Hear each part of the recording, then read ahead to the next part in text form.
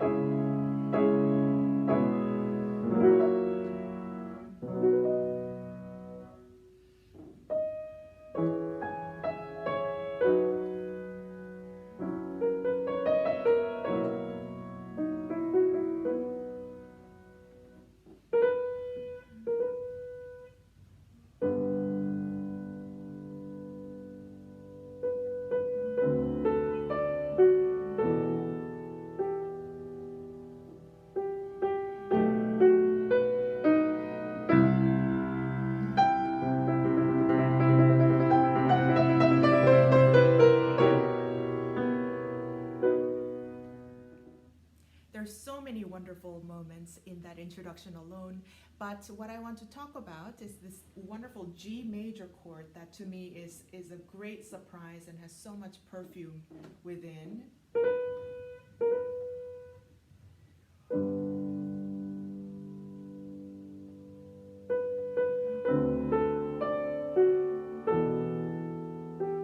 So this chord, there is weightlessness in this chord compared to what comes before. Shortly before, we have these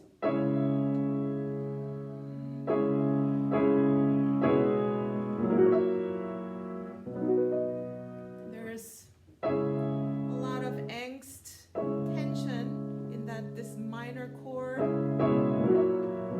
that seems to sort of resolve.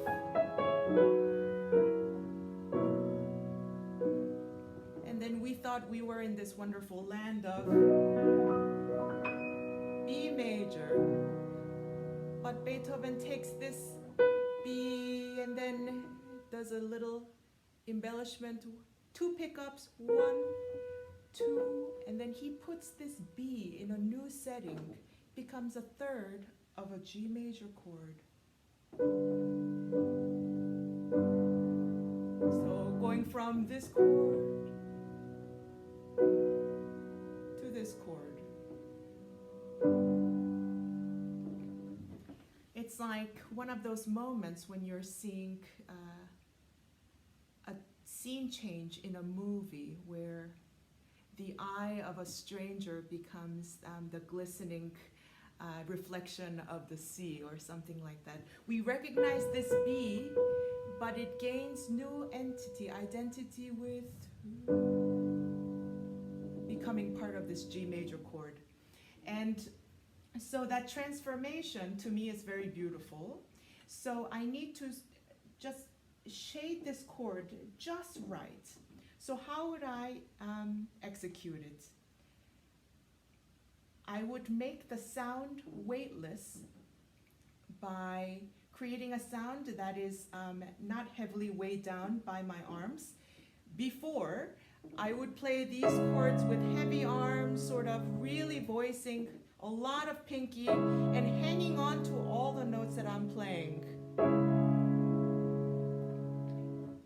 By contrast, this G major chord shouldn't be solid at all. It sort of should evaporate. There's a dreaminess in my mind to this chord. So I would move into the keys, but I would abandon my hands from the keyboard as soon as I have made the sound. Sort of like I am igniting it and then sort of letting it do its thing rather than trying to really control it. So I would play it going in very slowly, all together, 6 notes. Should still be voiced, the top should be the most, and then the bottom pinky, the bass. This is the outer rim, and then we fill it in. These shouldn't have anything poking out. They're just mere colors. There's no shape.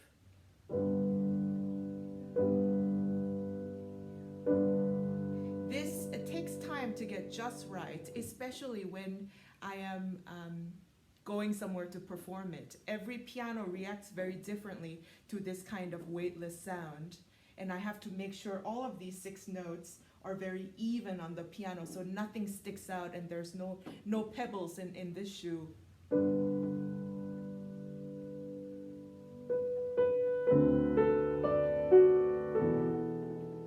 So if you were to look at it from this point of view, I would strike it this way and then open, sort of let go in this format instead of just staying with it. Because I think imagination is very important when you play a chord like this. You have to literally imagining it opening up, this beautiful light coming from some urn that you have opened, and just you have to actually marvel at it. And that's one of the sometimes hardest things to do, because when you learn a piece or when you know a piece as a listener so well, you know this chord is coming, and there's that danger that it could seem like an obvious statement that, oh, of course the G major chord comes after the B major section. But as a performer, I have to walk on that musical journey as if I'd never been there before. I have to sort of be surprised as I go. Simultaneously, I have to, of course, dictate myself to go that way. So I'm playing performer and the audience simultaneously, but in order for me to take you on a journey in a concert, I feel that I have to go on the journey with you. So I have to constantly remember which are those magical chords that unravel the magic within each and every time. Now let's look at Rachmaninoff's Prelude, Opus 3, number 2. Toward the end of the Prelude, it goes like this.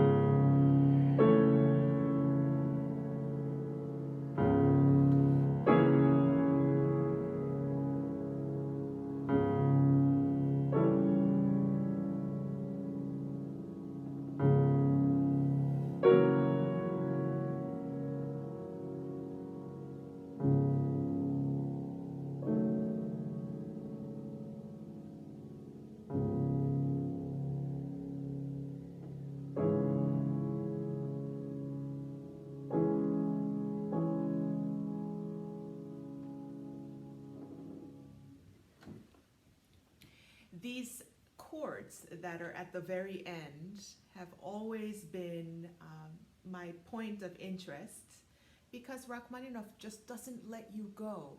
He keeps changing the chord a little bit to find that final chord of C minor chord. And then when he gets to the end, he says, suddenly there's tam, pa, pa. To me, it appears and disappears with the question mark, like, is that all there was after all this searching? And so let's look at these chords that are at the very end. When you look at the outer notes,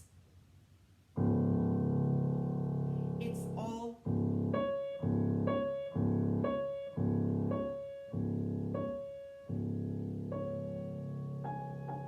very minimalist. There are only two notes going on in the outer edges, but what is within, nestled within, sort of like second violin and viola section, makes it totally different.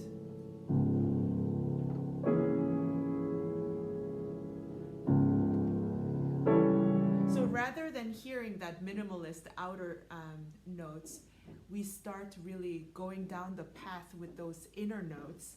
And I think in this kind of scenario, these chords, each one is more surprising because I thought it was just going to end. I remember thinking that when I first heard this piece, and these chords were almost like the pianist got lost and forgot how the piece ends. So there's a sense of wonder, a sense of surprise, and each chord is trying to find its home, unable to do so. So it's, in this kind of setting, I think it's important to create a story. For example, my story goes like this.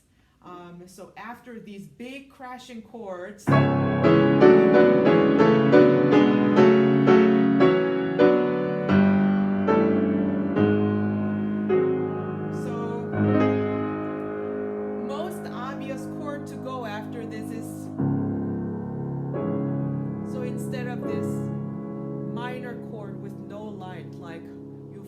given up. Rachmaninoff writes, there is a sense of question, asking yourself, maybe there's hope.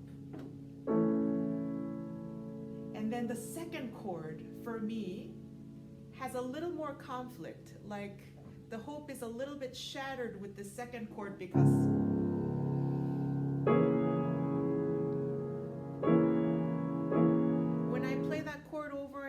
I get that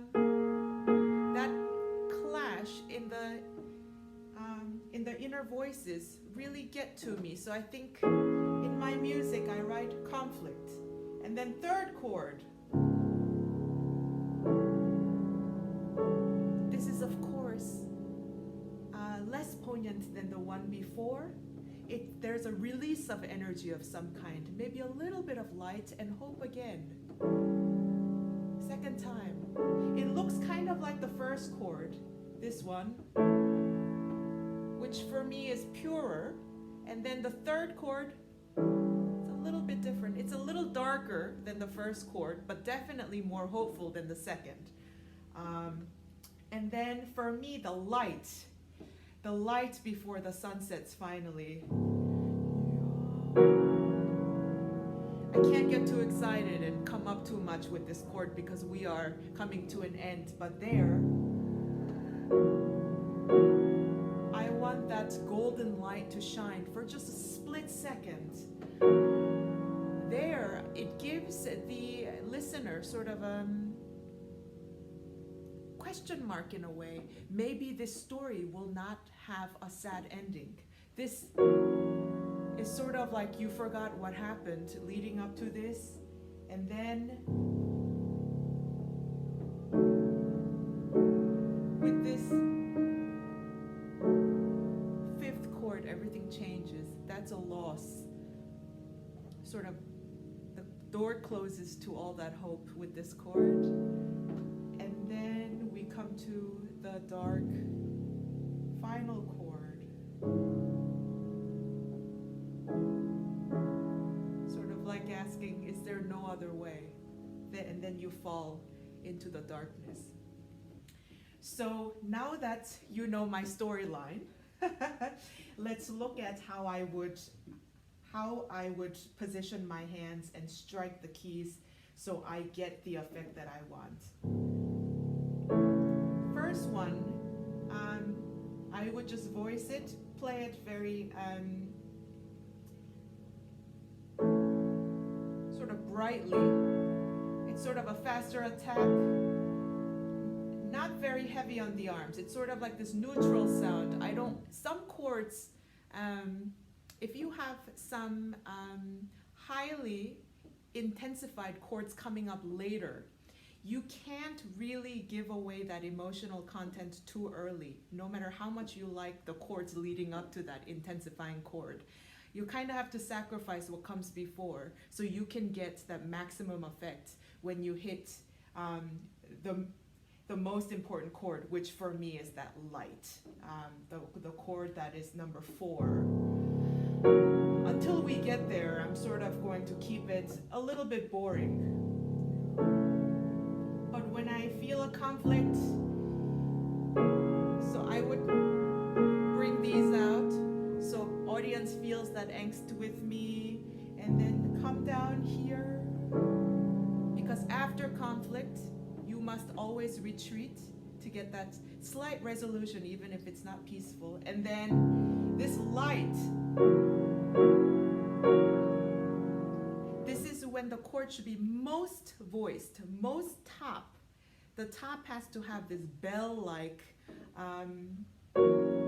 so just like before, I would strike the chord and hang on to the outer rim, but with the faster attack, so pa kind of sound, not ta, not heavy, but pa. Round with lots of light, and then here, take the pinky away. So all the chords should have basically sort of a blurry feel. If you take away that final C sharp from right pinky and play that like almost nothing, this note, this is the note in the left hand that takes away all hope.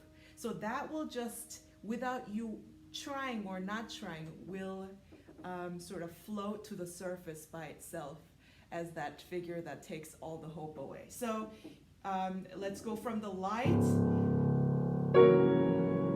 a lot of right pinky, and then right hand dies away, and then you hear the left hand. And then finally, and then the quietest sound you can make with slight voicing on top.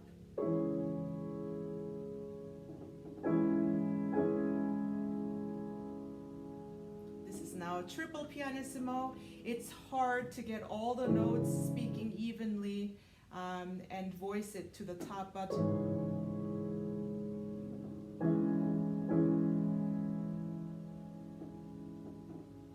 as long as you get the top singing, I think that line should do what it's supposed to do. So there's a lot going on in these kind of consecutive surprises, but aside from really thinking about each chord, the point here is that you need to really place them next to each other in the right way, so when you want that surprise chord to really appear from the surface, you are able to achieve that when the time comes. Next, I'd like to talk about how to time these different transitions just right so you hear the color change or mood change. In Grieg's Nocturne, we have this section.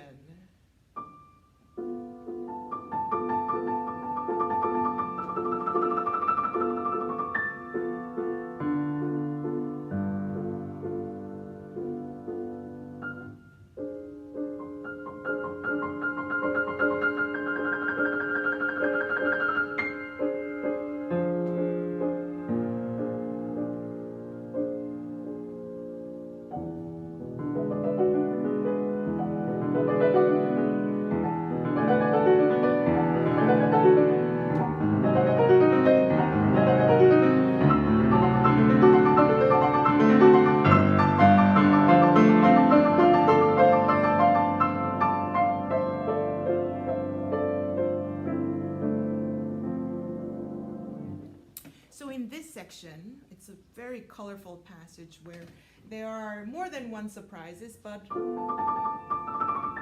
and then we have so that change, and then I think that chordal change is very interesting. We can do a little bit with dynamics.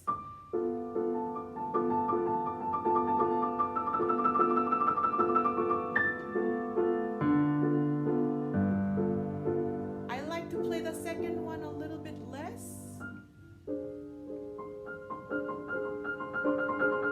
Even though Grieg writes both piano, it's the same dynamic in the score, but I think color change could be very subtle. So within this piano dynamic, softer dynamic, you can make little tweaks. But more importantly, I would do just half a hair of time to give you that new color. Then, so I would play this and just wait maybe half of a millisecond. We're not talking about a lot here. It's not a ritardando, but just give it that slight air for it to travel to the audience. Say, oh, it has gone up a little bit.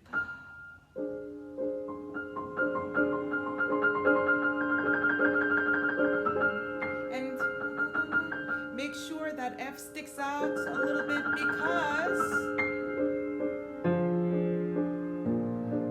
that F is gonna turn into this magical F sharp.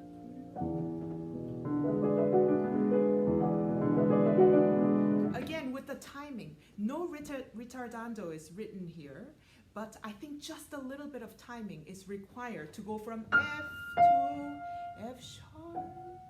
And that change just needs that room to breathe for it to make that change. That it has to be an organic change, not like it's F and then suddenly F sharp arrives like it's nothing.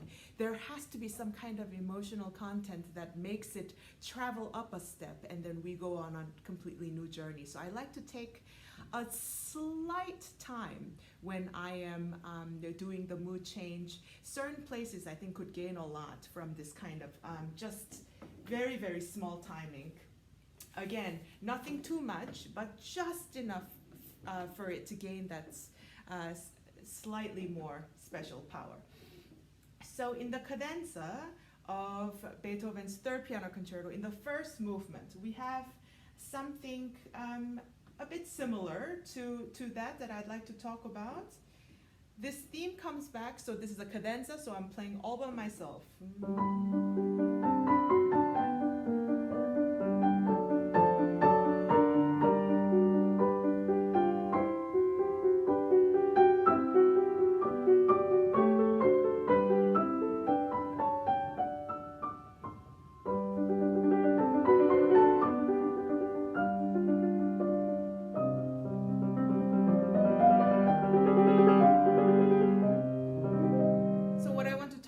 Is this major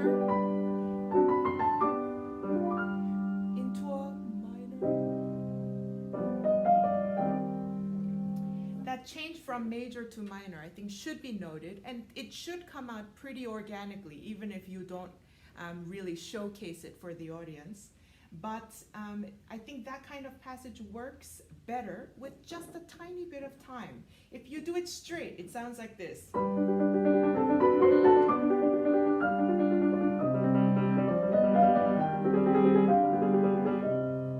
With a little bit of time.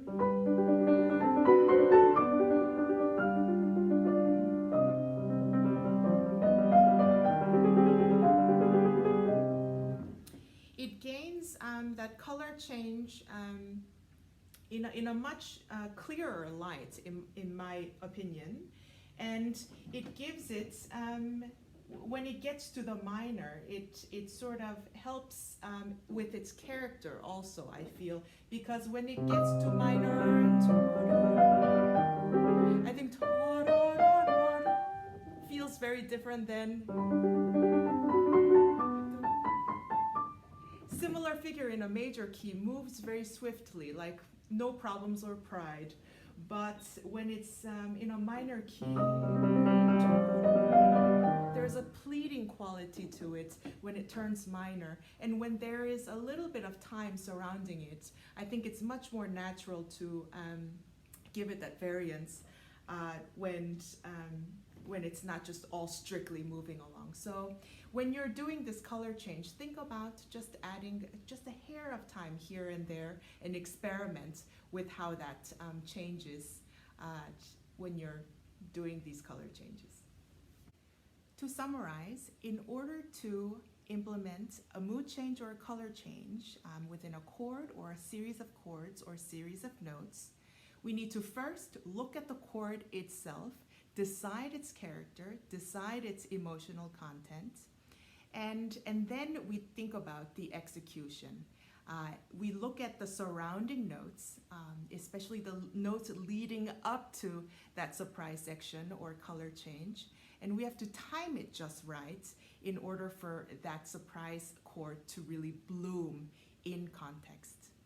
There are different ways of making one chord soar, such as changing dynamics, squeezing your right pinky a little bit, giving it a little more light by voicing it, having the top sing a little bit more. And you can create lots of colors by varying the weight of your arm. You can really dig into the chord for that emotionally intense chords, or really have it dissipate for that lovely pastel evaporating sound, as I like to think. So thank you for watching. I hope you go out and really explore all these very colorful chords that serve great importance in all these music literature. See you next week. Bye.